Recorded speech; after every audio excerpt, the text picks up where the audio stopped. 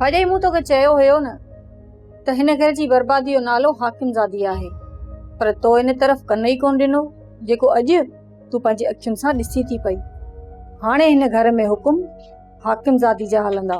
मूंसां इंसाफ़ ज़रूर थींदो हाकिमज़ादी, तोखां इंसाफ़ वतो वेंदो। न सिर्फ़ सिजाल जो पर मुंहिंजी धीउ सारा जो तोखां इंसाफ़ वतो वेंदो। मुंहिंजे मथां जेके ज़ुल्म थिया उहे तोखे कॾहिं नज़र आया? जंहिं ॾींहुं सिजाल तोखे वापसि वठी आ, काश उन ॾींहुं तोखे माराए छॾियां त ही ॾींहुं न ॾिसणा पवनि हा। तो मुश्किल ॾींहं त ॾिठा ई न आहिनि भाॼाई, तूं हाणे ई परेशान थी वई आहीं। तुंहिंजी मुसीबतुनि जो सिज त अञा सुभाणे उभरंदो। एतिरा मूं ते ज़ुल्म कया अथई, अञा तुंहिंजी केतिरी हद आहे?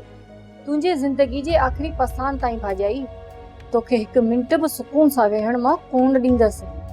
तुंहिंजे सुख जी ही अॼु आख़िरी रात आहे, जेतिरो बि आराम करणो अथई न करे वठ। मुंहिंजो आराम तो उन राति मोकिलाए वियो हो जंहिं राति मुंहिंजी धीअ खे बेगुनाह क़तल कयो वियो। हाणे त बसि जियां थी ज़िंदगी जा ॾींहं पूरा करण लाइ। इहे ॾींहं बि तुंहिंजे मथां हाणे क़यामत बणिजी कड़कंदा। इन्हनि खे बि गुज़ारे तूं कोन सघंदीअ। सोप सीरियल तकरार तमाम एपिसोड ॾिसो हाणे HD क्वालिटी में। विजिट कयो असांजो YouTube channel Sindh TV HD drama. Subscribe कयो असांजो official YouTube channel Sindh TV HD drama ऐं वधीक अपडेट लाइ बेल आइकन खे क्लिक करियो।